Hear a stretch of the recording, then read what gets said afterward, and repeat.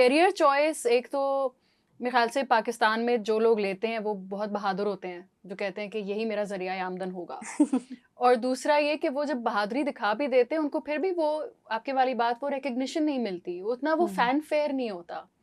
जैसे आतिफ असलम को for example, Atif Aslam Pakistan में तो बड़ा मशहूर था, मगर फिर इंडिया में भी उसको बहुत अपॉर्चुनिटीज़ मिली।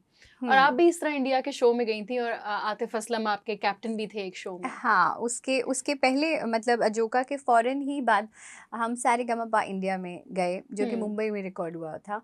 और उसमें आतिफ भाई नहीं थे उसमें, वो हमारा सुक्षेत्र अलग था। That was recorded in Dubai in 2012। So I went for the competition 2009 Sa Re Ga Ma Pa. और वो ही मेरा मतलब फ्यू मंथ्स मुझे हुए थे अभी सीखते हुए, और ये ऐसे अपीयरेंसेस करते हुए, और इतना बड़ा वो एक चैलेंज था, उसमें पूरी दुनिया से आए हुए थे लोग। और स्पेशली कंसिडरिंग द फैक्ट कि मुझे एक ही राग याद था, और इंडिया में जो लड़के लड़कियां मेरे साथ compete कर रहे थे आपकी उम्र के ही नहीं थे, मेरी उम्र के।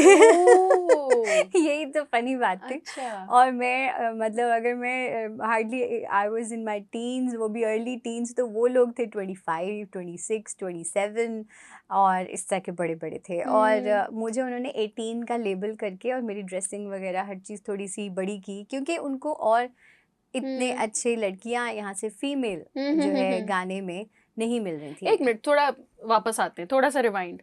ये अपॉर्चुनिटी आपके पास आई कैसे? कैसे आई? मैं अलहमरा में ही थी, वहाँ पे ऑडिशंस अनाउंस हुए, तो गुलाम अली खान साहब ने ऑडिशंस लिए। मैं उस ऑडिशन में नहीं थी। अच्छा। लेकिन चूंकि मैं आपको बताया ना कि मैंने एक राग ही सीखा, और फिर वो नहीं होते चिलाकू से बच्चे होते हैं कि भाई सबको सुना रहे हैं बार बार ये वो, तो मुझे मेरे मेरे किसी जानने वाले ने हमारी सुन के ना कि ये बच्ची बड़ा अच्छा गा रही है, गुलाम अली खान साहब को बताया। उस्ताद गुलाम अली खान साहब, you know, he is a legend himself, माशाल्लाह। वी आर सो लकी कि वो हमारी धरती से है, यू नो, इतनी बड़ी बात है। पर उनका एक ये है कि वो लेजेंड होने के साथ साथ एक बहुत अच्छे इंसान है। अच्छा, उन्होंने हमें फ़ोन किया मम्मा को, एंड ही सेड कि गुलाम अली खान साहब मैं बात कर रहा हूँ, मैं उनके भाई भी बात कर रहे थे, तो आप ना ऑडिशंस में तो नहीं थे, पर गुलाम अली खान साहब ने सुना है कि आप बहुत अच्छा गाते हैं, अच्छा, तो आप आओ, आप स्पेशल ऑडिशन दो, एक इंडिया के लिए शो हो रहा है। Wow, lucky. तो मामा ने आगे से क्या कहा, शी वाज लाइक आप वाकई गुलाम अली खान साहब। प्रैंक तो नहीं हो रहा मेरे साथ? Because nobody in our family is from music. She herself was a teacher for last 20 years. ठीक है, my brothers, they are both into academics. One is a doctor, second one मतलब पूरी जो है फैमिली में there is no musician. तो मैं अकेला म्यूजिशियन दुनिया में आ गई। उसके बाद फिर गुलाम अली खान साहब का फ़ोन आ गया, तो वो ऑब्वियसली एक्सेप्टेंस नहीं था कि अच्छा उनका फ़ोन आ सकता है। फिर मामा उनका घर देखने गई कि वाकई उनका घर है। इतना शक हो गया। फिर हम उनके घर गए। बाय द वे, इनकी वालदा हमारे साथ ही बैठी हैं, वो भी मुस्कुरा रही हैं। अल्लाह ताला इनको सेहत तंदुरुस्ती के साथ सलामत रखे। तो यही है बेसिकली, मैं और मामा हम एक ही होते हैं, हम लाइक दो अलग अलग फेसेस हैं, but we are like one. And then we went for the audition, I recorded that. फिर इसी तरह एक जगह थी, उसमें ऑडिशन रिकॉर्ड हुआ, फिर ऑडिशन वहाँ गया, फिर उन्होंने सेलेक्ट किया।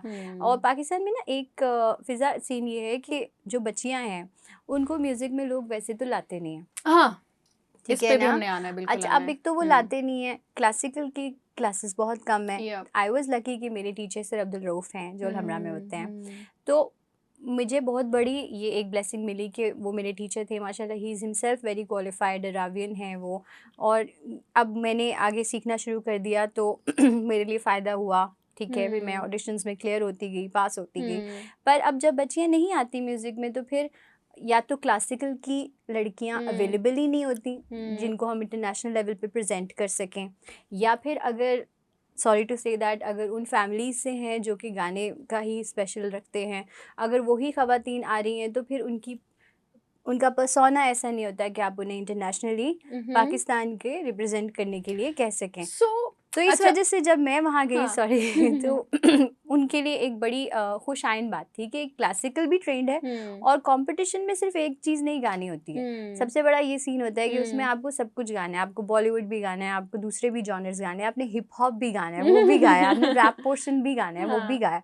तो उसकी वजह say that was the plus point कि वहाँ उतरते ही मुंबई में उन्होंने पहले हमें बैठने नहीं दिया, चलो जी बेटा गाना सुनाओ, तो वो गाना उनको सुनाया, उन्होंने जज किया कि ऑटो ट्यून नहीं है, सारे गामा पा का बता सारे गामा पा, बिकॉज दैट वाज समथिंग। और फिर उसके बाद सुरक्षेत्रा में भी यही हुआ कि उनको दोबारा मुझे उन्होंने रिक्वेस्ट यही कह के की कि हम बहुत कोशिश कर रहे हैं, मैंने भी कोशिश की कि और लड़कियां जाएं, लेकिन हर जॉनर में गाना कंपटीशन का असूल है, ये नहीं कि आप सिर्फ सूफी सिंगर हो तो आपको कंपटीशन में रख के क्या ये करेंगे। भी होता है कि अगर आप वर्सेटैलिटी नहीं दिखा सकती हैं कि आप ये भी गा सकती हैं वो भी गा सकती हैं, तो बाकी लोगों के मुकाबले में हो सकता है कि ऐसा सिंगर जो है वो बोरिंग दिखना लग जाए, वो दिखने लग जाए कि वो रिस्क नहीं लेता, या वो एक ही चीज में इतना कंफर्टेबल है कि वो और राग या आपके म्यूजिक में और भी जो जॉनराज होते हैं वो उनको एक्सप्लोर ही नहीं करना चाहता, क्योंकि उसको लगता है कि भाई मैं तो परफेक्ट हूँ इस चीज में।